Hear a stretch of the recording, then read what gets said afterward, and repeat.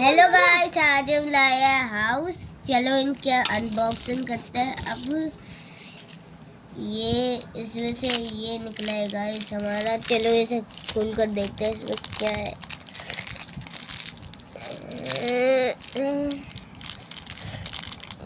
चलिए इसे बाद में खोलेंगे, पहले अंदर और देख लेते हैं चीज़ें क्या क्या है इसमें गाइस। ये एक पर्ची, ये इसमें बना हुआ है 16 पर्ची। ये जब गाइस हमारे पास ज़्यादा ब्लॉक इकट्ठा हो जाएंगे तब आएगा, वही जब हमारे पास कम ब्लॉक्स हैं तो ये तब बनेगा। चलो नेक्स्ट वाले को खोलते हैं। नेक्स्ट में ये है, ये वापस से पैक है। ये वापस से वही चिट, 16 पर्ची की चिट। एक सेकेंड,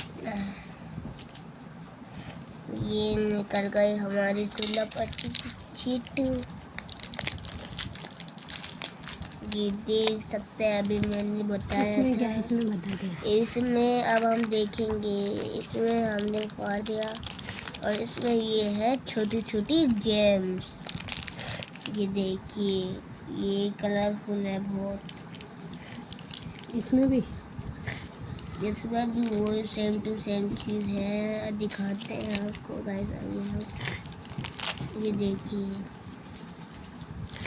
वही सेम टू सेम चीज़।